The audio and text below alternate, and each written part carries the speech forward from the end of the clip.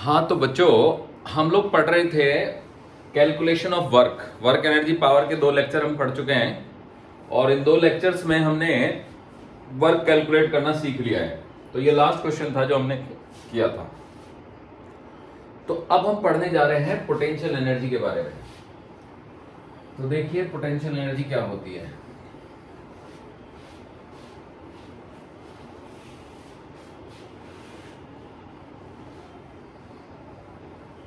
उसके बाद हम पढ़ेंगे वर्क एनर्जी थ्योरम, और जब हम वर्क एनर्जी थ्योरम और पोटेंशियल एनर्जी दोनों समझ लेंगे तब हम वर्क से रिलेटेड क्वेश्चन सॉल्व कर पाएंगे। तो बेसिकली बेटर है कि मैं पहले पोटेंशियल एनर्जी पढ़ा दूं, उसके बाद फिर मैं वर्क से रिलेटेड क्वेश्चंस कराऊंगा आपको।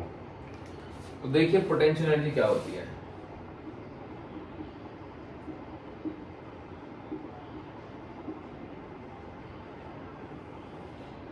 तो वैसे जो डेफिनेशन इसकी है वो तो ये है कि it is the energy possessed by a body by virtue of its position. It is the energy possessed by a body by virtue of its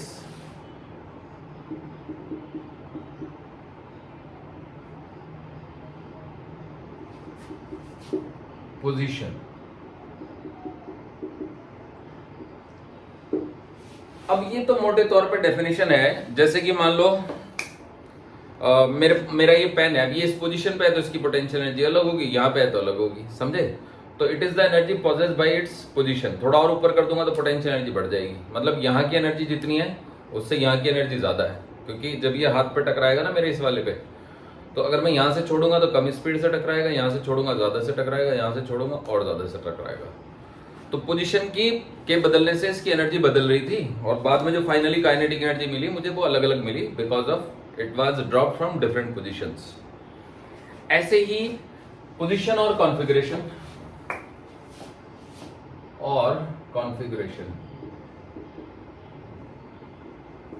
अब कॉन्फ़िगरेशन में ऐसे समझ सकते हैं कि जैसे मान लो ये तीर था, ये कमान था, तो हमने इस तार को खींच लिया ऐसे, है ना, तो ये थोड़ा ऐसे हो गया, यहाँ पे तीर है फंसा हुआ, तो जैसे ऐसे इस तरफ, तो जैसे ही हम इसको रिलीज करेंगे, है ना, ये कमान है, जैसे ही छोड़ेंगे इसको तो ये आगे भाग जाएगा। तो कमान नेचुरल लेंथ पे है, यहाँ पे कमान की जो शेप है वो बदल गई है, तो बदली हुई शेप के चलते हैं, मतलब उसका कॉन्फ़िगरेशन बदल गया है, ठीक है बच्चों। तो अगर इसका कॉन्फ़िगरेशन बदल जाएगा तो इसमें एनर्जी आ जाएगी। ये इलास्टिक एनर्जी है, इसके बारे में हम पढ़ेंगे बाद में। तो इट्स ए नॉर्मल, है ना, पोजीशन ऑफ एरो एंड बो। ये जो है वो आपका स्ट्रेच्ड पोजीशन है, तो इसमें फिर एनर्जी आ गई। तो आप देख लीजिएगा कि कॉन्फ़िगरेशन के चलते या फिर पोजीशन के चलते जो एनर्जी आती है। बट ये बहुत ही मतलब बेसिक सी डेफिनेशन है, जिससे कुछ चीज खास समझ में नहीं आती है। जो असली चीज है वो यहाँ पे है कि जो पोटेंशियल एनर्जी एसोसिएट होती है ना, वो potential energy is associated with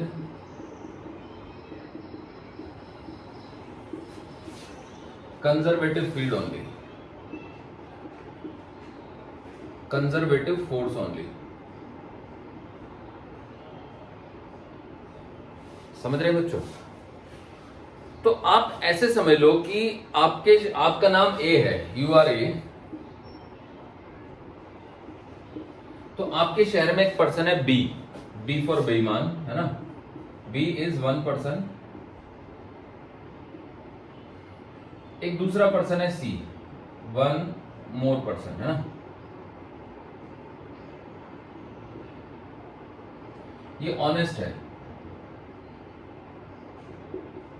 और ये ऑनेस्ट नहीं है, ये बुरा आदमी है, बी से बुरा। तो सी से कंजर्वेटिव है, तो कंजर्वेटिव का उदाहरण मैं दे रहा हूं आपको, समझा रहा हूं। तो सपोज करो कि आपका नाम ए है, तो आप अपने गांव से कहीं जा रहे हैं और आपके पास मान लो कि 1 लाख रुपए है। वो 1 लाख रुपए आप नहीं ले जा सकते अपने साथ, ठीक है। क्यों नहीं ले जा सकते? क्योंकि आपको डर है कि रास्ते में कहीं गुम ना हो जाए, क्योंकि आपको शहर जाना है, तो आप चाह रहे हो कि किसी तरीके से वो 1 लाख रुपए में गाँव में ही किसी को दे के चला जाऊँ। तो आप गाँव में ढूंढ रहे थे, आपको मिल गया सी। तो आपने सी से कहा कि भाई मैं जो है ना शहर जा रहा हूँ, तो मेरे ये 1 लाख रुपए आप रख लो और मैं आपसे वापस आके ले लूंगा। तो आप चले गए, गाँव चले गए, सी को 1 लाख रुपया मिल गया। दिस 1 लाख रुपया is transfer to C and now you went to, है ना, सिटी।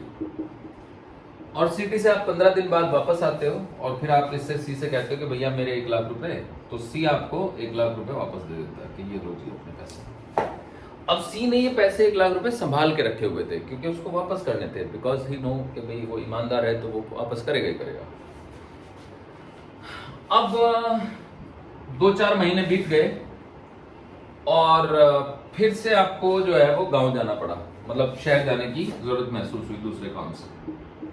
ठीक है, आप निकले और निकलने के बाद आपने देखा कि भाई मैं जो है ना पिछली बार जब मैं गांव शहर गया था तो मैंने पैसे दिए थे सी को, तो मैं सी को ही ढूंढ रहा हूं। तो आपको सी को ढूंढने आप शहर में गए, पर सी बाई चांस कहीं गांव में गए, तो सी बाई चांस आपको मिला नहीं। आपने बहुत ढूंढा, हो सकता है वो कहीं गया हुआ हो, तो आपको बी मिल गया।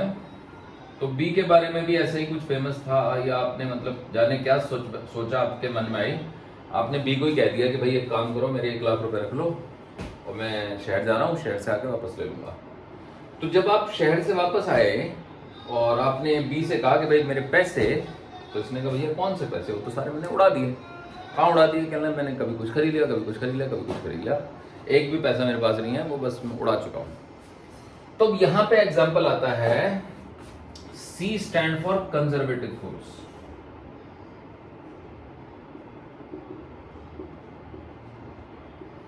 and B stand for non-conservative force.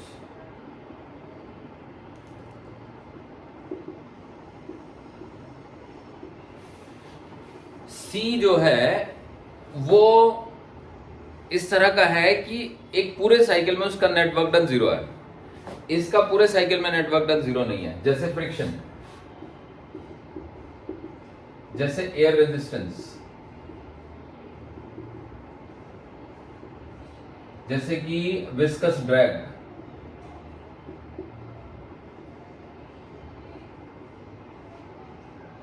Actually viscous drag और एयर रेजिस्टेंस एक जैसे ही होते हैं। कंजर्वेटिव फोर्स का एग्जांपल हो गया हमारा ग्रेविटेशनल फोर्स,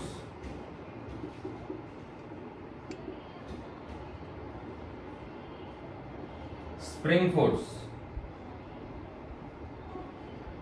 अब स्प्रिंग फोर्स में भी एक चीज याद रखनी है कि spring force up to a certain limit,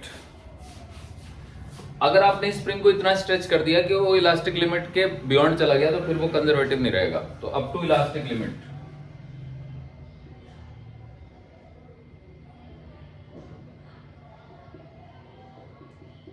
फिर एक होता है इलेक्ट्रोस्टैटिक फोर्स।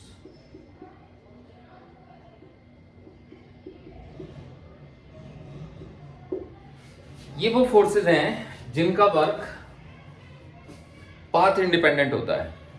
अगर पाथ इंडिपेंडेंट है तो एक पूरे साइकिल में वर्क हमेशा 0 होता है। देखो कैसे, कंजर्वेटिव फोर्स के लिए मान लो WAB निकाला आपने, और WAB जो है वो मान लो WACB निकाला, मतलब A से C गए और C से B गए, तो वो W आया। फिर आपने WAB निकाला जो कि WADB है ना, तो वो भी W आएगा ना, क्योंकि पाथ से इंडिपेंडेंट है ना। तो अब मान लीजिए, मतलब अल्टीमेटली तो आप ऐसे क्या कहते हैं B ही जा रहे हो ना, तो WACB और WADB दोनों की वैल्यू आपकी W आएगी। तो अगर WBAD करना हो, BDA करना हो, मतलब ADB का मतलब A से D जाना, D से B जाना। अब BDA का मतलब उल्टा हो गया, तो वो -W होगा। अगर मैं इन दोनों को जोड़ूं तो WACB प्लस WBAD BDA है ना, तो ये क्या आएगा, दिस W प्लस -W, तो दिस इज 0। अब देखो ACB का मतलब आप A से C गए, C कोई पॉइंट हो सकता है रास्ते का, वहां से B पहुंच गए आप। फिर आप बी से डी गए और डी से ए आ गए वापस। यानी आप ऐसे समझ लो कि ये ए है, ये सी है और ये बी है। तो ये ए सी बी हुआ और फिर ये डी है और ये डी बी हुआ, है ना। तो आप देख सकते हो कि नेट वर्क डन 0 हो गया। तो ए से चले वापस ए पे आए, नेट वर्क डन 0। तो अगर किसी फोर्स का किसी साइकिल में नेट वर्क डन 0 आ रहा है, समझ रहे हैं बच्चों, तो वो कंजर्वेटिव कहलाता है। अब ध्यान से सुनेंगे, मतलब वर्क क्या है? Work is a process of transfer of energy. जब कोई फोर्स पॉजिटिव वर्क करता है तो इसका मतलब वो एनर्जी देता है, जब कोई फोर्स नेगेटिव वर्क करता है तो वो एनर्जी लेता है। तो अब अगर एक कंजर्वेटिव फोर्स नेगेटिव वर्क कर रहा है, इसका मतलब वो एनर्जी ले रहा है। जस्ट लाइक उधार लेना, 1 लाख रुपए उधार लिया ना सी ने। अब जब सी ने 1 लाख रुपए उधार लिए थे तो उसने कहीं संभाल के रखे थे। तो जस्ट लाइक जब कोई भी कंजर्वेटिव फोर्स नेगेटिव वर्क करता है तो वो एनर्जी लेता है और लेके वो उसको स्टोर करेगा।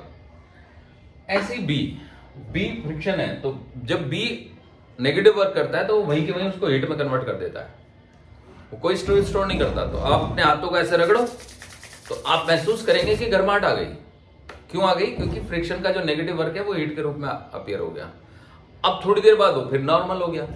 अब ये कहां गई हीट? ये रेडिएट हो गई।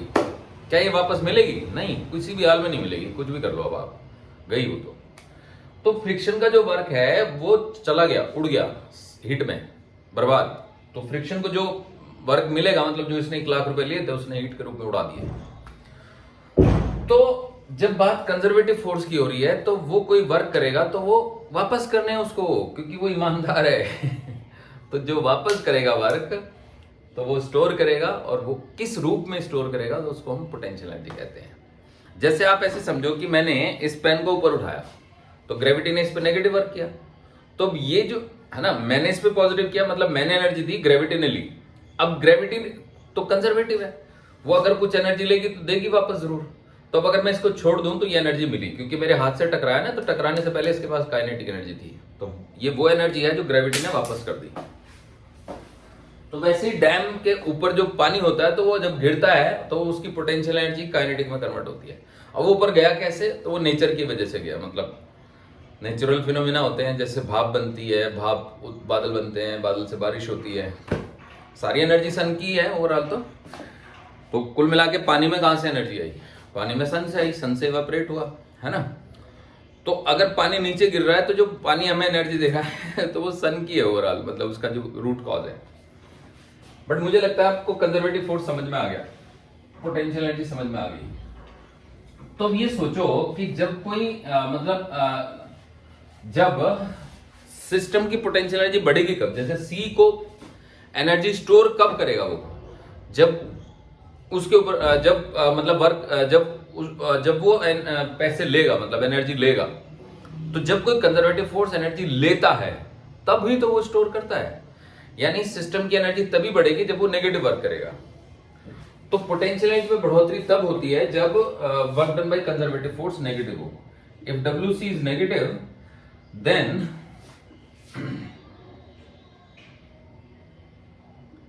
then the potential energy will increase.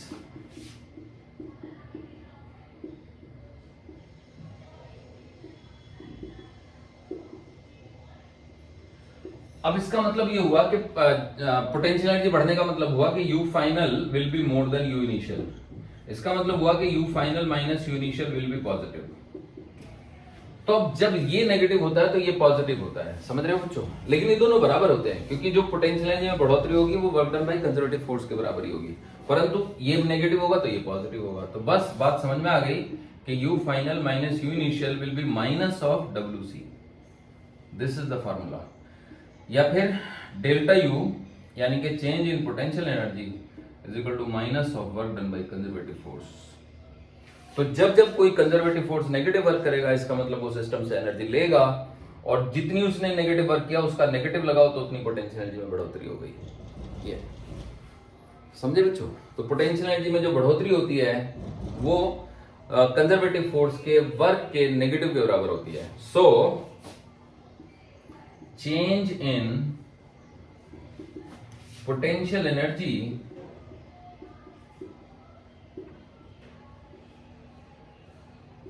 A system, अब यहाँ पे सिस्टम किस लिए, क्योंकि अगर मैं यहाँ पे पेन को ऊपर उठा रहा हूं तो पेन के साथ अर्थ भी मौजूद है, जब अर्थ नहीं होगी तो पेन को ऊपर उठाने का मीनिंग नहीं है। तो अर्थ और पेन के दोनों की कंबाइंड एनर्जी है ये। कुछ वैसे ही है जैसे कि कमान को आपने खींचा, तो कमान एक पूरा सिस्टम है ऐसा, है ना। तो उस कमान में स्टोर जो एनर्जी है, ये स्प्रिंग को आप खींच रहे हो तो स्प्रिंग एक सिस्टम हो गया। लेकिन अगर दो बॉडीज की पोटेंशियल एनर्जी ले रहे हो तो उसमें दोनों को मिला के पोटेंशियल बनेगा, अकेले बॉडी की पोटेंशियल एनर्जी नहीं है। क्योंकि जब आप दो मासेस को एक दूसरे से दूर कर रहे हो तो, है ना, दोनों की पोटेंशियल एनर्जी है वो। हाँ, स्प्रिंग एक अकेला सिस्टम हो सकता है। So change in potential energy of a system is defined as the negative of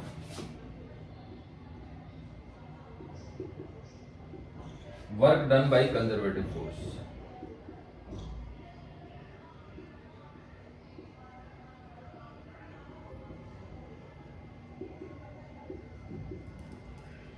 अभी भी कुछ बच्चों को लग सकता है सर नेगेटिव साइन क्यों आया, तो आप ध्यान से सुन लो दोबारा से। जब C को पैसे मिले थे तो C को पैसे मिले तो उसकी एनर्जी बढ़ी, मतलब उसने जो पैसे है उसको स्टोर किया। तो स्टोर करने की जरूरत तभी पड़ती है जब उसको मिलता है कुछ। तो पोटेंशियल एनर्जी तभी बढ़ती है जब कंजर्वेटिव फोर्स एनर्जी लेता है। तो जब ये एनर्जी लेता है तो वर्क नेगेटिव होता है, तो नेगेटिव होता है तो पोटेंशियल एनर्जी बढ़ती है। जब ये नेगेटिव होता है तो ये पॉजिटिव होता है। तो इस चीज को, और दोनों होते बराबर हैं, तो कोई दो चीजें बराबर हैं परंतु एक पॉजिटिव है एक नेगेटिव है, तो उसको हम ऐसे ही ना लिखेंगे माइनस लगा के। समझ गए बच्चों? तो this is how we define the potential energy. अब ये कई तरह की होगी, लेकिन ये डेफिनेशन बेसिक है। जैसे कि ग्रेविटेशनल पोटेंशियल एनर्जी होगी, स्प्रिंग की पोटेंशियल एनर्जी होगी, इलेक्ट्रोस्टैटिक पोटेंशियल एनर्जी होगी, बहुत तरह की होगी। लेकिन सब में WC का नेगेटिव ही होगा वो। तो ये एक बेहतरीन डेफिनेशन है और ये आपको एनालिसिस से पता चलती है, ठीक है। क्योंकि ठीक है, इसका कोई रूट कॉज या प्रूफ नहीं है कि भाई इसका प्रूफ दो। प्रूफ यही है कि जो मैंने आपको एनालिसिस करके बताया कि जब जब एक कंजर्वेटिव फोर्स वर्क करेगा तो क्योंकि पूरे साइकिल में नेटवर्क डन 0 है, तो वो जब एनर्जी लेगा तो अगर लेगा तो स्टोर करेगा, और स्टोर करेगा तो इसका मतलब सिस्टम की एनर्जी बढ़ेगी। और अगर वो वर्क कर रहा है ना, तो उसके पास ऑलरेडी स्टोर थी एनर्जी, तो उसकी एनर्जी घट रही है। तो जैसे मैंने एक पत्थर को गिरा दिया ऊंचाई से, तो उसमें काइनेटिक एनर्जी आ गई, तो वो एनर्जी थी उसके अंदर। पत्थर ऊंचाई पे था ना, तो एनर्जी थी उसके अंदर। समझ गए? तो ये कहानी हो गई पोटेंशियल एनर्जी की। अब मैं आपको सिखा देता हूं।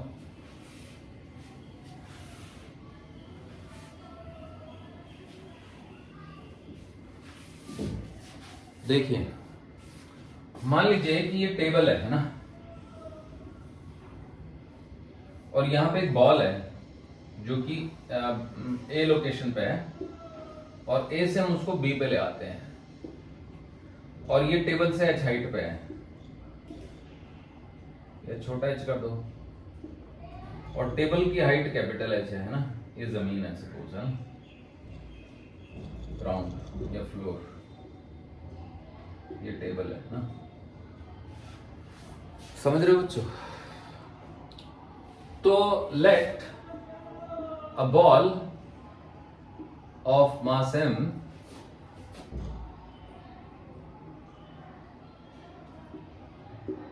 is taken from position A to position B। मान लो कि एक बॉल को हम पोजीशन A से पोजीशन B तक ले आते हैं। पोजीशन A टेबल के ऊपर है और पोजीशन B जो है वो ऊपर है, ठीक है बच्चों? तो देखिए फिर कैसे होगा। तो अगर हम एक बॉल को पोजीशन A से पोजीशन B तक लाते हैं, तो कहने का मतलब ये हुआ कि what is the work done by gravity. Remember, gravity is a conservative force, मैंने बताया आपको। तो work done by gravity will be minus का mgh, because the force is acting downward and the displacement is upward. The force and displacement are opposite to each other, so work is negative. So but work done by gravity is just a conservative force and that should be equal to minus of delta u। अभी सिखाया मैंने आपको, या फिर minus of, किधर भी लगा लो minus, फर्क नहीं पड़ता। वर्क डन बाय ग्रेविटी का जो नेगेटिव होता है वो चेंज इन पोटेंशियल एनर्जी होता है, समझे? अभी तो सिखाया change in potential energy is equal to negative of work done by conservative force. अब Wg की जगह पे माइनस mgh डाल दो, तो minus of minus mgh minus of minus is equal to delta u। So this gives me delta u is equal to mgh। आप कहोगे sir ये चीज तो बचपन से ही पढ़ी है ना कि भाई a से b ले आएंगे तो change in potential energy mgh हो जाएगा, बट हमें जस्टिफाई करना है ना अपनी डेफिनेशन को भी। अब ये ub माइनस ua हो गया इज इक्वल टू mgh। तो अब अगर ये mgh हो गया ub माइनस ua, तो मेरे से कोई कह रहा है कि नहीं आप ua बताइए कितना होगा।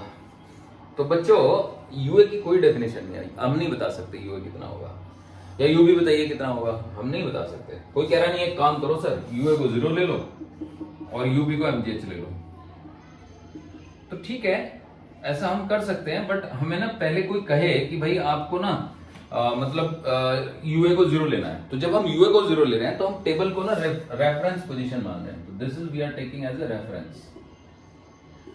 अब इसको ना हमने रेफरेंस ऑफ पोटेंशियल एनर्जी को नाम दिया है डेटम, ठीक है? तो डेटम शब्द एक बहुत अच्छा शब्द है। असल में जब हम करंट इलेक्ट्रिसिटी पढ़ते हैं तो इसी डेटम की जगह हम अर्थिंग वर्ड यूज करते हैं। तो किसी भी चीज की हम अर्थिंग करते हैं तो उसकी पोटेंशियल एनर्जी 0 उस लेवल की। यहाँ पे ग्रेविटी में हम डेटम वर्ड यूज कर सकते हैं कि भाई ये डेटम है, इस डेटम मतलब रेफरेंस, इस रेफरेंस के रेस। तो ये सही तब तक ही है जब तक हमने ए को डेटम लिया है। तो इफ ए इज डेटम तो ये बिल्कुल सही है। अब आप कहो सर हम तो नहीं लेते ए को डेटम, हम तो फ्लोर को डेटम लेंगे। इफ फ्लोर इज डेटम है ना, तो फ्लोर को जरा सही बना देता हूं मैं। तो इफ फ्लोर इज डेटम तब क्या होगा,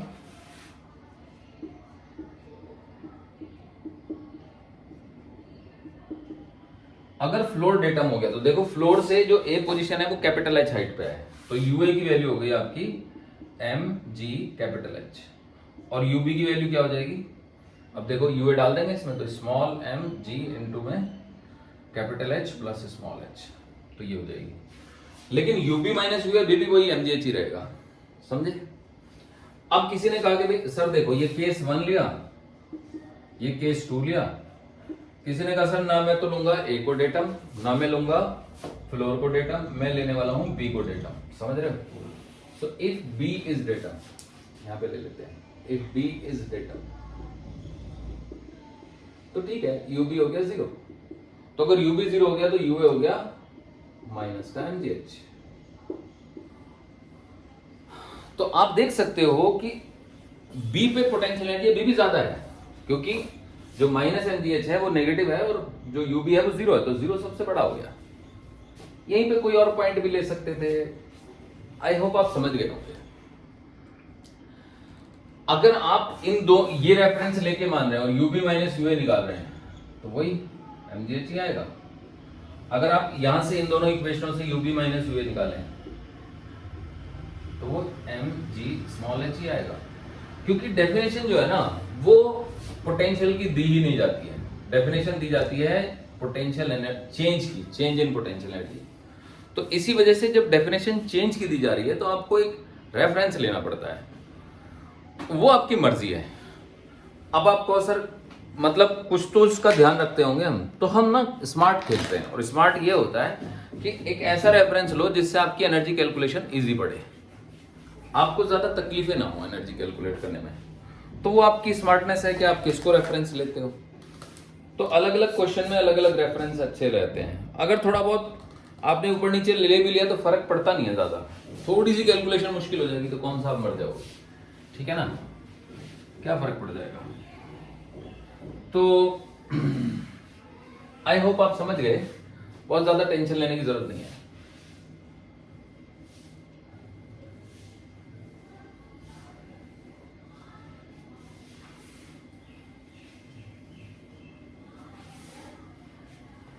तो चलिए आगे बढ़ते हैं। देखो ये एक टेबल है,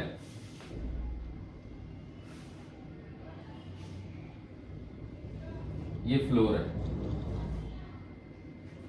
तो फ्लोर की ऊंचाई है मान लो h, पहले जितना ही हो गया। अब यहां पे एक रॉड है, तो ये यूनिफॉर्म रॉड है,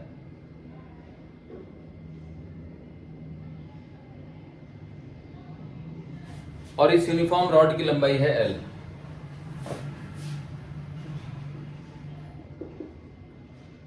uniform rod of length capital L and mass small m। तो इसका मास है स्मॉल m और लेंथ है कैपिटल L। अब टेबल को डेटम ले लो और रॉड की पोटेंशियल एनर्जी बताओ। Question, in the situation shown in figure,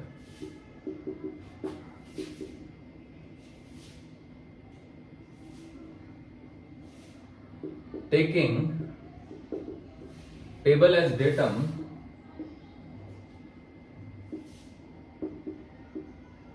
find potential energy of the rod।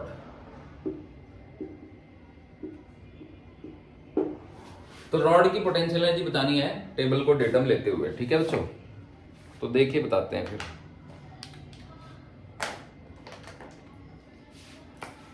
तो इसके लिए मैंने यहां पे एक एलिमेंट ले लिया, तो ये y हाइट मान लेता हूं मैं, और एलिमेंट की जो लंबाई है उसको dy मान लेता हूं।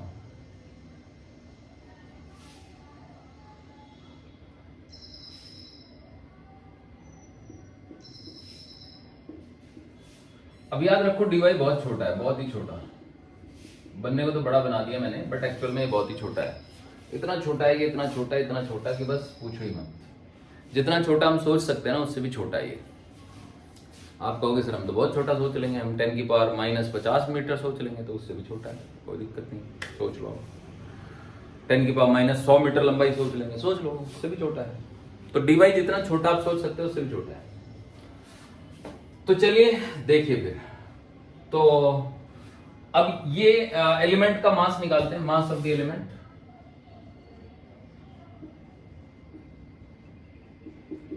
m को L से डिवाइड किया तो ये आया मास पर यूनिट लेंथ, उसको मल्टीप्लाई करेंगे dy से, तो ये यूनिटरी मेथड कहलाता है। m/L into dy, mass per unit length into length of the element gives me the mass of the element. ये कुछ वैसे है जैसे कि 5 kg शुगर मान लीजिए 150 की है, तो 3 kg का रेट बताइए। तो 5 kg अगर 150 की है यानी 150 की है, तो 150 divided by 5 will give me 30, यानी कि पर केजी शुगर 30 की हो गई, तो हमें 3 kg का रेट चाहिए, तो इंटू 3। तो m जो मास है वो L लेंथ का है, तो dy लेंथ का मास बताओ, तो m/L is mass per unit length into length of the element. इसको हम dm कह देंगे। तो now potential energy of the element, potential energy of the element. तो एलिमेंट की पोटेंशियल एनर्जी आएगी आपकी dm इंटू जी इंटू वाई। इसको थोड़ा और लिख देते हैं, तो ये हो जाएगा m/L इंटू जी इंटू वाई इंटू dy, मतलब यही वैल्यू डाल दी मैंने। अब आप देखिए ये एक वेरिएबल है, फंक्शन है ना, और हमें चाहिए इस रॉड की पूरी पोटेंशियल एनर्जी। तो अगर हमें किसी छोटे हिस्से की पोटेंशियल एनर्जी पता है, पूरी रॉड की चाहिए, तो हम इसको इंटीग्रेट कर देंगे। तो पूरी रॉड की पोटेंशियल एनर्जी हो जाएगी mg/L into Y into dy, and the limit goes from 0 to L। अब यहाँ पे इंपॉर्टेंट चीज है लिमिट। लिमिट आपने 0 टू L क्यों ली? इसलिए ली क्योंकि आप एलिमेंट सबसे नीचे यहाँ पे ले सकते हो। उस केस में y की वैल्यू 0 हो जाएगी, फिर आप यहाँ ले लोगे, फिर यहाँ ले लोगे, फिर यहाँ, फिर यहाँ, यहाँ, यहाँ, यहाँ, यहाँ, यहाँ, यहाँ, लास्ट में आप यहाँ ले सकते हो। तो टोटल लेंथ L है, तो जो आखिरी एलिमेंट होगा वो टेबल से L हाइट पे होगा। उससे आगे आप जाओगे तो हवा है, फिर तो वहां थोड़ा ही ले सकते हो आप एलिमेंट।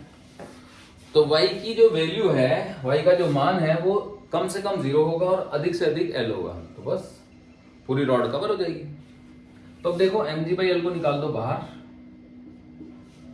और y इंटू dy 0 से लेके L तक, ठीक है। तो यहां से u की वैल्यू आ जाएगी mg/L y² by 2, the limit goes from 0 to L। तो ये एल स्क्वायर बाई टू हो जाएगा, तो m g by l into l square by two, तो टू टू काट दो, सो दिस इज 1/2 इंटू में एम जी इंटू में एल। तो ये आ गया हमारा पोटेंशियल एनर्जी का फॉर्मूला।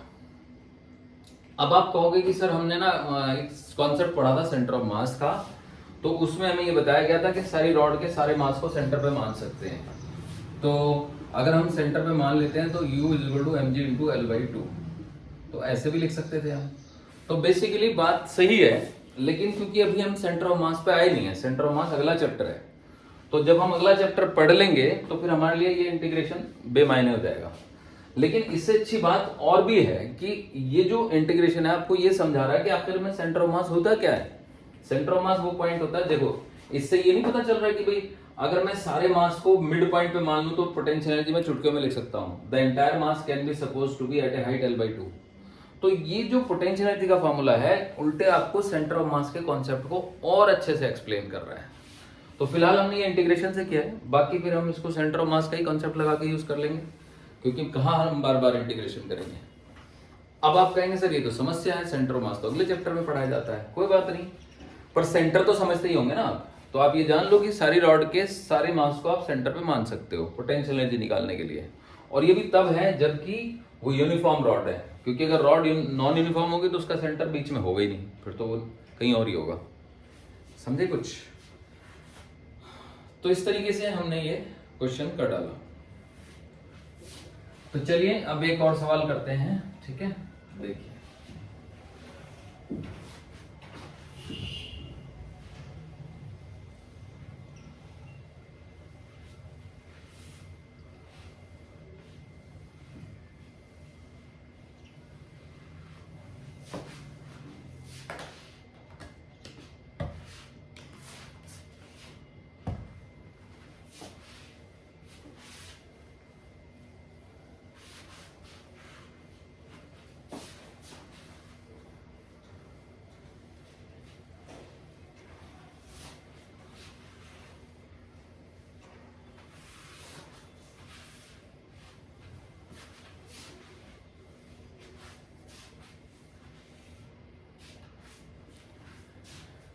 देखो बच्चों, मान लीजिए कि टेबल है ये, और ये टेबल का जो टॉप है वो एक सिलेंडर है ना, हेमी सिलेंडर टेबल। तो इसके टॉप पे यहां पे एक चेन रखी हुई है ये,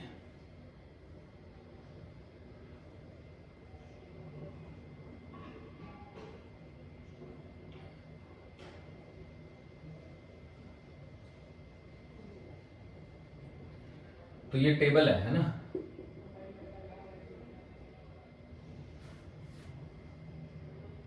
तो ये यूनिफॉर्म चेन है ऑफ मास m है ना, एंड लेंथ 2πr, नहीं πr, r इसकी रेडियस है तो लेंथ πr होगी, 2πr नहीं होगी। तो हमें इसकी पोटेंशियल एनर्जी निकालनी है विद रिस्पेक्ट टू टेबल। दो बार टेबल लिख दिया मैंने। चेन, कैलकुलेट पोटेंशियल एनर्जी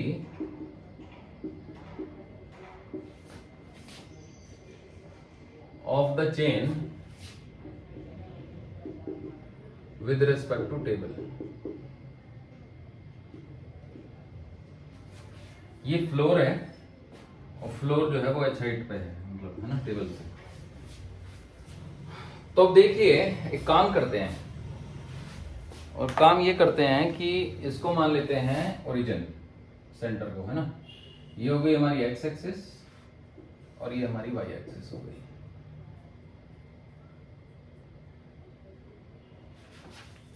ठीक है ना।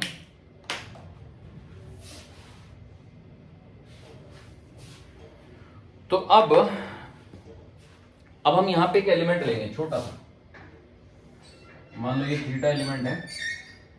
सो दिस इज द एलिमेंट, ये एंगल है थीटा और ये एंगल है डी थीटा। अब डी थीटा एक बहुत छोटा एंगल है, बहुत ही छोटा। तो आर तो ये रेडियस है ही, आप समझ ही गए होंगे। अब ये लेंथ है डीएल। तो first of all d theta is equal to d l upon r. ये क्या लगाया हमने, ये लगाया angle is equal to arc upon radius. ये कहां से आता है फॉर्मूला? ये फॉर्मूला बहुत बेसिक फॉर्मूला है, सब जानते हैं इसको। Angle is equal to arc upon radius. पर ये तभी वैलिड होता है जब एंगल रेडियन में हो। तो हम मान लेते हैं कि हमारा थीटा रेडियन में है, हमें कौन सा फर्क पड़ रहा है। तो यहां से डीएल की वैल्यू हो गई आपकी आर इंटू डी थीटा। अब देखो वही उसी पुराने तरीके से मास निकालेंगे, mass of the element, mass of the element, element का मास। तो एलिमेंट का जब हम मास निकालेंगे तो वो आएगा m by pi r into d l. m by pi r का मतलब हुआ टोटल लेंथ इसकी l है, तो m इसका टोटल मास है। तो टोटल मास को टोटल लेंथ से डिवाइड करेंगे तो मास पर यूनिट लेंथ आ गया। तो मास पर यूनिट लेंथ को एलिमेंट की लेंथ से मल्टीप्लाई करेंगे तो एलिमेंट का मास आ जाएगा। अब डीएल की वैल्यू आर डी थीटा डाल देते हैं, तो m by pi r into r d theta. तो आर से आर काट देंगे तो m into D theta upon में पाई। ये आ गया आंसर।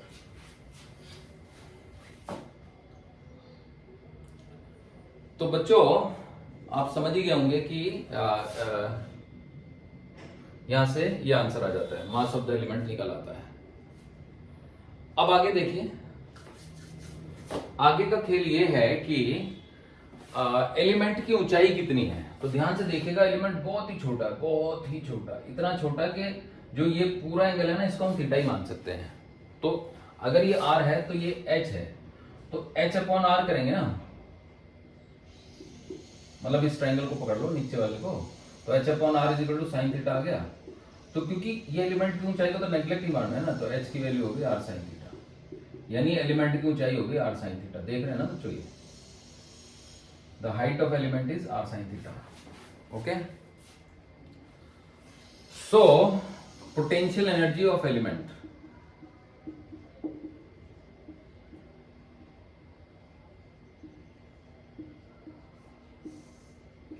एलिमेंट की पोटेंशियल एनर्जी, तो एलिमेंट की पोटेंशियल एनर्जी होगी जी आपकी, देखिएगा ध्यान से, dm इंटू जी इंटू एच, वही mgh, एलिमेंट का मास dm और एलिमेंट की हाइट h। अब देखो यहां पे dm की वैल्यू डालते हैं, ये dm है, समझ रहे हैं,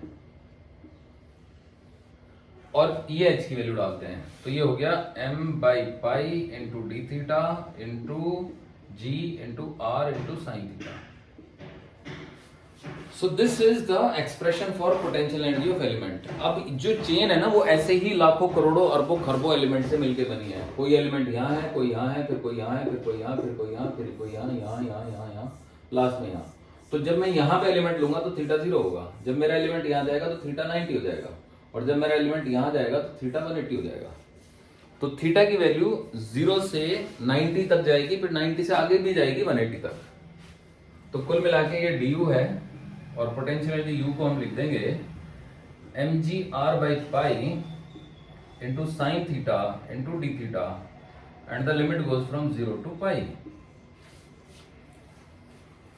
अब साइन थीटा का इंटीग्रेशन कितना होता है, तो वो होता है mgr बाई पाई, ये तो साथ साथ चलेगा, माइनस कॉस थीटा होता है जी, लिमिट लग गई 0 से पाई तक। अब अगर माइनस हो किसी फंक्शन में और लिमिट लगानी हो तो उल्टी लिमिट लगा दो तो वो माइनस गायब हो जाता है। तो ये हो गया mgr by pi cos 0 minus cos पाई, ये हो गया। तो cos 0 तो होता है 1 और cos पाई होता है -1, तो 1 माइनस माइनस 1, तो ये 2 हो गया, यानी कि mgr by pi into 1 minus minus 1। Okay, so this gives me 1 minus minus 1 is 2, so 2 mgr by pi।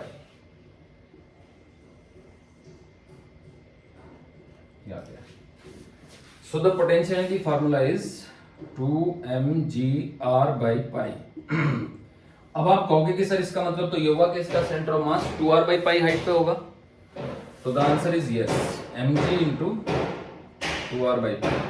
ये हम आगे चल के पढ़ेंगे कि एक डिस्क का, एक रिंग का सेंटर ऑफ मास है ना, यहाँ पे होता है जो हाइट होती है 2r/π, बट वो बाद में पढ़ेंगे, तो अभी फिलहाल के लिए हम इस बात को भूल जाते हैं, फॉरगेट इट। अब मान लो एग्जामिनर कहता है कि नहीं, पोटेंशियल एनर्जी बताइए विद रिस्पेक्ट टू फ्लोर। तो बच्चों अब ऐसा नहीं है कि हम फ्लोर के रेस्पेक्ट में इंटीग्रेशन करने वाले हैं, नो। हम यहां से u निकाल लेंगे और फिर लास्ट में लिख देंगे कि देखो जी पोटेंशियल एनर्जी का फॉर्मूला आ गया आपका, है ना, डायरेक्ट। ये तो आ चुका है ना हमारा पोटेंशियल एनर्जी। तो अगर वो विद रेस्पेक्ट टू फ्लोर बोलेगा तो हम ये कहेंगे देखो सेंटर ऑफ मास जो है ना वो h प्लस 2r/π हाइट का है, तो पोटेंशियल एनर्जी हो गई u equal to mg into में h प्लस 2r/π, ऐसे कह देंगे। समझ गए बच्चों? अब आप कहोगे कि सर अगर मान लो कोई और ट्रिक बता दो उसकी, है ना, तो देखो मैं बता देता हूं ट्रिक। तो बात ऐसी है कि इसका नाम मैं a रख देता हूं, है ना, इसका मैं b रख देता हूं, ठीक है। तो a के रेफरेंस में हमने पोटेंशियल एनर्जी निकाल ली, मतलब a को डेटम लेते हुए, if a is datum, if a is datum देखा जाए तो u माइनस u नॉट, है ना, u minus u naught is equal to change in potential energy, है ना। तो अगर हम a को डेटम ले रहे हैं तो हमारे पास पोटेंशियल एनर्जी आ गई, इफ a इज डेटम, तो पोटेंशियल एनर्जी हो गई 2mgr/π। If b is datum तो उसमें जो ua माइनस ub है ना वो ऐड करना पड़ेगा आपको। तो इफ b इज डेटम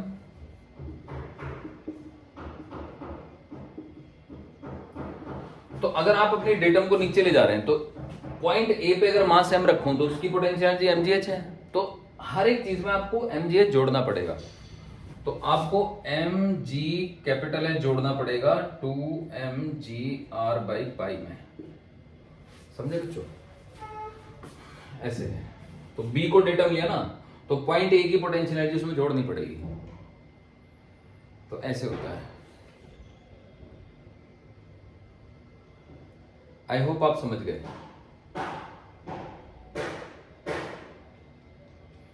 क्योंकि जब आप a को डेटम ले रहे थे तो आप लिख रहे थे ua minus u minus ua is equal to this, है ना, क्योंकि, है ना।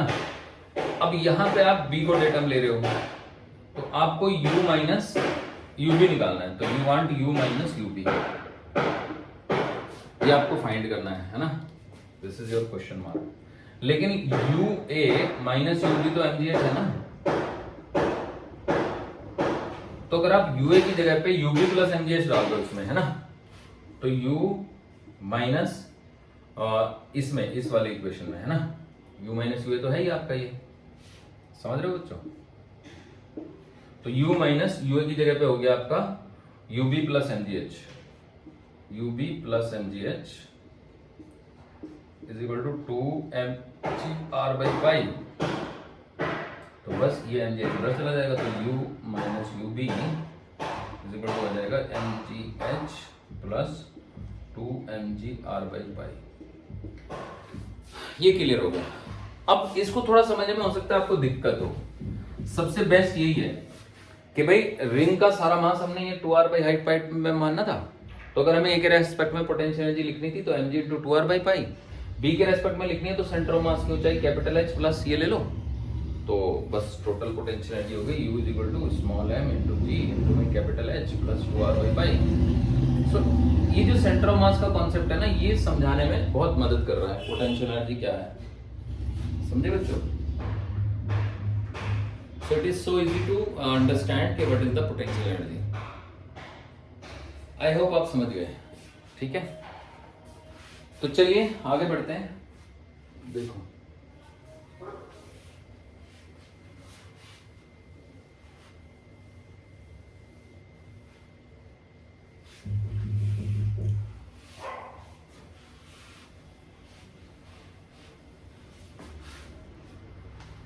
अब मान लेते हैं कि एक टेबल है और ये एक इन्वर्टेड कोन है, इन्वर्टेड कोन, और वो भी हॉलो, है ना, inverted hollow cone of height capital H, और ये टेबल है हमारी, या capital H small H capital H ही कर दो। तो ये जो हाइट है ये एल है ना, just for the sake of, ये स्मॉल एच है, ये टेबल है, ये फ्लोर है। तो हमें इन्वर्टेड कोन की पोटेंशियल एनर्जी निकालनी है। Calculate the potential energy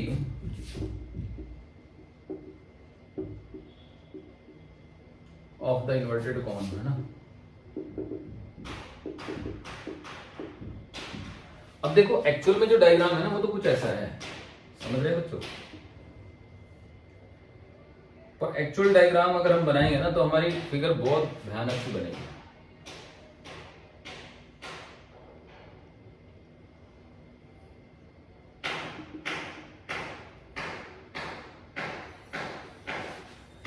actual diagram is like this. तो हमारे पास एक टेबल है, एक इन्वर्टेड कोन है ना, और ये खाली है। यहां से यहां तक की हाइट h है, और यहां से ये जो हाइट है ये स्मॉल h है, समझे बच्चों। तो यही डायग्राम को हम सामने से देखेंगे तो ऐसा दिखेगा, तो हम ऐसा ही बना लेते हैं, ठीक है ना, ज्यादा चक्कर में नहीं पड़ते हैं। तो अब देखिए कि यहां पे, है ना, हमने ओरिजिन मान लिया, ये हो गई हमारी x axis. Let me take this to be x axis and this to be the y axis, और ये हाइट कैपिटल एच है, ये याद रखिएगा, ठीक है बच्चों। तो अब एक एलिमेंट लिया जाएगा, तो ये मान लो हमने एक एलिमेंट लिया, तो वैसे तो गोल दिखेगा, पर यहां पे मैं इसको सामने से देख रहा हूं तो ऐसे दिख जाएगा, सही है।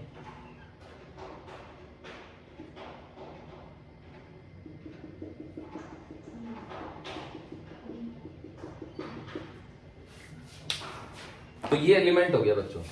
तो ये एलिमेंट बेसिकली एक रिंग है, ठीक है। तो इस हाइट को हम y मान लेते हैं, तो ये हो गया h माइनस वाई, और इसको हम dy कह देते हैं, dy, ठीक है। तो अब हमारा मकसद है कि हम पता लगाएं कि ये जो लंबाई है इसकी ये कितनी पड़ेगी, ठीक है। तो देखो इसके लिए मैंने क्या किया कि एक कैपिटल एच है ना, इसको थोड़ा हटा देता हूं मैं।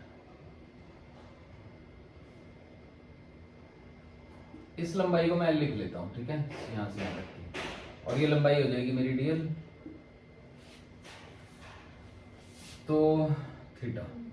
तो L में और h माइनस वाई में क्या रिलेशन है, तो h minus y divided by L is equal to cos theta. तो यहां से h minus y is equal to L cos theta हो गया, और थीटा एक कांस्टेंट है, याद रखिएगा, theta is not a variable. तो यहां से y की वैल्यू हो गई capital H minus L cos theta. तो dy बाई dl निकाल लेते हैं, तो 0 माइनस कॉस थीटा का, तो कॉस थीटा ही रहेगा बच्चों, L का डेरिवेटिव 1 आ जाएगा। तो यहां से dl की वैल्यू हो गई आपकी, dl की वैल्यू हो गई आपकी dy by cos theta minus cos theta, okay. अब देखो जब आप इस पट्टी को निकालेंगे तो ये फ्रस्टम होगा जिसकी लंबाई dl है, और उसकी जो रेडियस होगी, मान लो ये r है, स्मॉल r रेडियस। तो अब स्मॉल r को देख लेते हैं, तो small r by h minus y is equal to sine theta. तो जो रेडियस हुई वो हुई h minus y into sine theta, सही है बच्चों। So the radius is h minus y into sine theta. अब इसका जो सरकमफ्रेंस है ना, ये बेसिकली फ्रस्टम की तरह से बनेगा ना, ऐसे ऐसे, समझ रहे बच्चों? ऐसे टेढ़ा होगा ना ये, क्योंकि इन्वर्टेड कोन है ना ये, ऐसे ऐसे करके, समझ रहे हो बच्चों?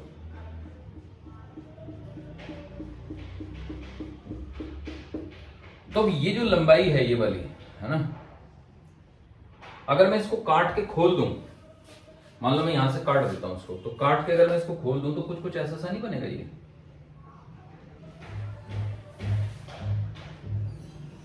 ऐसा सा। तो ये लंबाई तो हो जाएगी 2 पाई आर और ये हो जाएगी डीएल, है ना।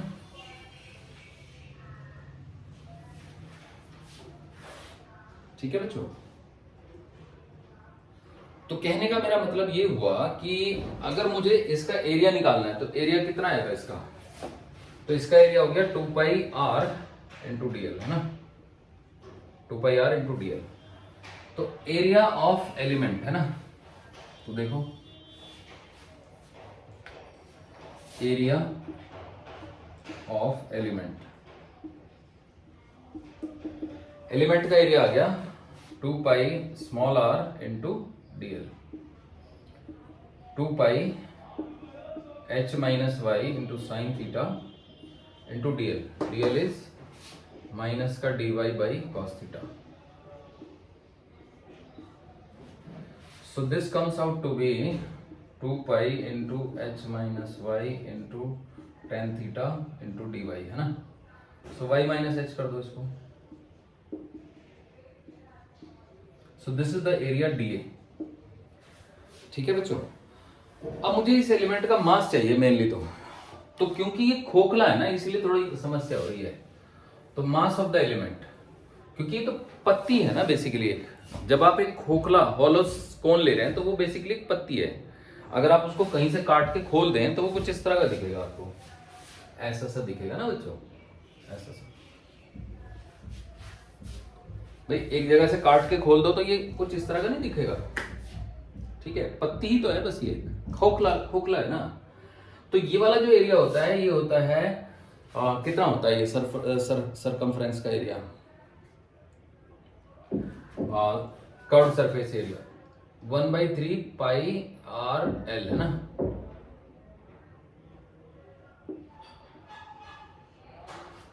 One by three pi R L, या फिर कितना होता है एरिया ऑफ द सरकमफ्रेंस, है ना, area of curved surface of the cone. What is the area of curved surface of the cone?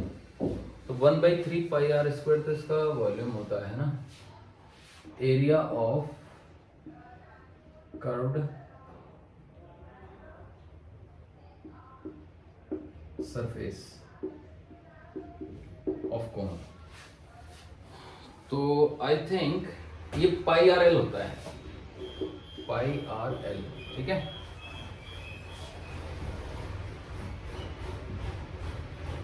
तो अगर ये पाई आर एल है तो ये तो टोटल एरिया हो गया।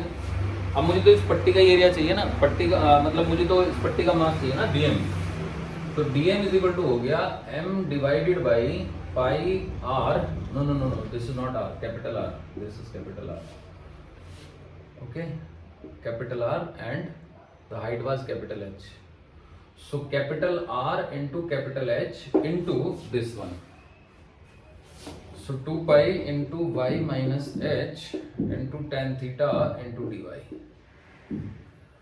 अब देखो कैपिटल आर को मैं लिख सकता हूं capital are by capital H is equal to tan theta, capital are by capital H is equal to tan theta. तो कैपिटल आर को मैं लिख सकता हूं H tan theta, so I can write it as H tan theta, pi into में H tan theta. So the good thing is tan theta cancel, समझे बच्चों, pi also get cancel. सो dm comes out to be 2m into y minus h by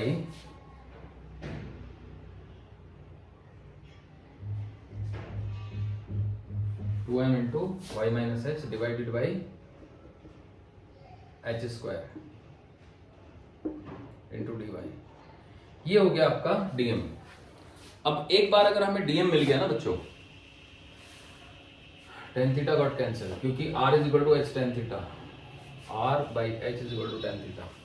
तो चलो अच्छा ही हो गया ना, नहीं तो फिर हमें थीटा थीटा में फंसे रहते हैं। थीटा तो अल्टीमेटली कट नहीं था, तो इसका मतलब ये हुआ कि जो हाइट आएगी वो थीटा से इंडिपेंडेंट आएगी, और वो होना भी था। तो चलिए अब क्या कहते हैं, ये डीएम आ गया। अब इसकी पोटेंशियल एनर्जी कितनी हुई, तो वो mg इंटू वाई हुई।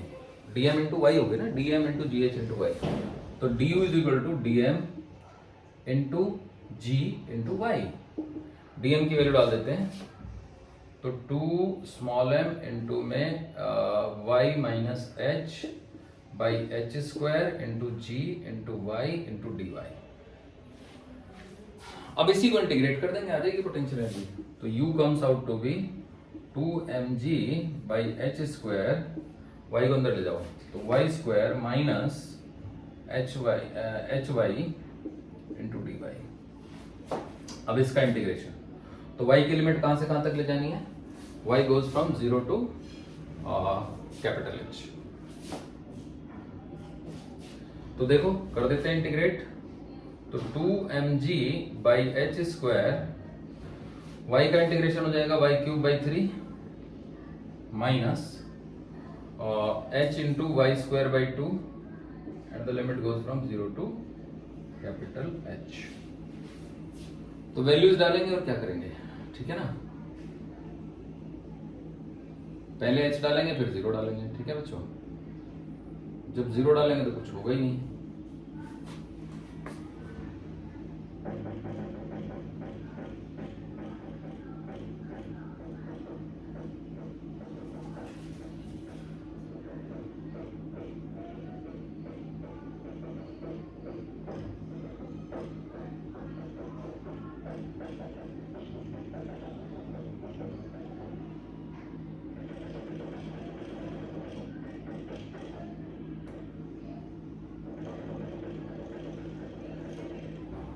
ओके,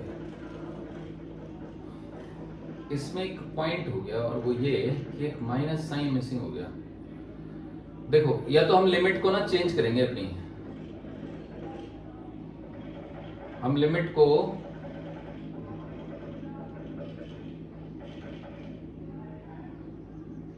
क्योंकि हमें y को बढ़ाना है, तो हम जैसे ना ये वाली जो टर्म है, अगर हम नीचे आ रहे हैं तो y अगर बढ़ रहा है ना, तो h माइनस वाई घट रहा है, तो हम 0 से h से 0 ले लेते हैं, है ना। मतलब हम ना यहाँ पे लेंगे रिंग और यहाँ से लेके यहाँ तक ले लेंगे नीचे तक, तो h से 0 ले लेते हैं लिमिट।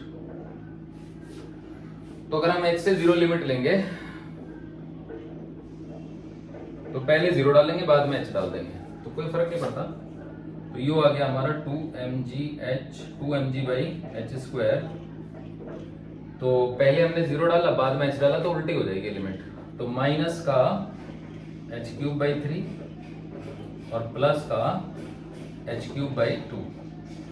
तो जब आप एलसीएम लेंगे तो यहाँ पे एच क्यूब बाई 6 आएगा, तो 6 से कट जाएगा, तो u की वैल्यू आ जाएगी आपकी mgh बाई 3। तो इसका मतलब हम इसके सारे मास को h बाई 3 हाइट पे ले सकते हैं। अब आप सोच रहे होंगे कि मैंने लिमिट h से 0 क्यों ली, तो इसलिए ली क्योंकि यहाँ पे मैंने y माइनस एच लिखा था, ठीक है। तो y छोटा है, मतलब y माइनस एच लिखा था, y तो छोटा ही है हर हाल में, तो ये टर्म नेगेटिव है। तो या तो मैं dy को नेगेटिव रखूं पहले ही, ताकि मेरा dm तो पॉजिटिव रहना चाहिए ना। तो क्योंकि यहाँ पे अगर आप यहाँ से यहाँ जाएंगे तो आप y को घटा रहे हैं एक तरीके से, ठीक है ना। मतलब dl बढ़ रहा है, l तो बढ़ रहा है, ठीक है। आपको ऐसे इंटीग्रेट करना होता है ताकि चीजें बढ़े, घटे नहीं। तो आपका बेसिक इंटीग्रेशन l की टर्म में था, तो l को अगर आप 0 से कैपिटल L तक ले आएंगे तो फिर ठीक है। तो क्योंकि यहाँ पे आंसर माइनस में आ रहा था, तो माइनस में तो पोटेंशियल एनर्जी होगी नहीं ना, तो पंगा यही था इसमें। अगर मैं इसको उल्टा रख के सॉल्व करता तो फिर ये आसानी से सॉल्व हो जाता। मतलब देखा जाए तो हम इसको y ले लेते हैं, है ना, और y अगर मैं इसको ले लूं और फिर उसके बाद सॉल्यूशन करूं तो फिर ये सब बिल्कुल सब बढ़िया बढ़िया आता चला जाएगा। क्योंकि फिर तो आप y को बढ़ा रहे हो तो बस आप ऊपर से नीचे आ जाओ, लिमिट लगा दो यहाँ से, यहाँ पे y की वैल्यू 0 और यहाँ पे y की वैल्यू कैपिटल H। तो इसमें भी मैंने यही करना पड़ा क्योंकि एक टर्म 0 आ गई है ना, मतलब ये वाली टर्म छोटी है और ये बड़ी है, तो छोटी माइनस बड़ी करेंगे तो नेगेटिव आ जाएगा। तो इसलिए हमने, क्योंकि हमें तो पूरा कवर करना है ये, तो हम क्या करेंगे, उल्टी लिमिट कर देंगे, हमारा जो आंसर है वो पॉजिटिव हो जाएगा। पॉजिटिव आना ही चाहिए आंसर, क्योंकि डेटम से ऊपर है ना ये, समझ गए बच्चों। तो अब देखा जाए तो एक इन्वर्टेड कोन का जो सेंटर ऑफ मास है वो बेस से h/3 हाइट पे होता है, तो सेंटर ऑफ मास का भी कॉन्सेप्ट यही समझ आ गया, ठीक है। तो आज हमने क्या सीखा बच्चों, आज हमने डिफरेंट चीजों की पोटेंशियल एनर्जी निकालनी सीखी। तो हमने रॉड की पोटेंशियल एनर्जी निकाली, हमने एक सेमी सर्कल रिंग की पोटेंशियल एनर्जी निकाली और फिर लास्ट में हमने कोन की निकाली। तो कोन वाली एनर्जी थोड़ी मुश्किल पड़ी, लेकिन मैं ये चाहूंगा कि आप ये फॉर्मूला बस आप ये याद रखें कि मैंने ये सिखाया है कि अगर सारे मास को h/3 हाइट पे मान लें तो पोटेंशियल एनर्जी निकालना चुटकियों का काम है। तो अब आप कहो सर ये ऐसे कैसे मान लें, बस ऐसे याद रख लो कि एक इन्वर्टेड कोन का सेंटर ऑफ मास बेस से h/3 हाइट पे होता है। क्यों कर ले याद क्योंकि ये किताबों में लिखा है, सेंटर ऑफ मास निकालने की टेक्निक है।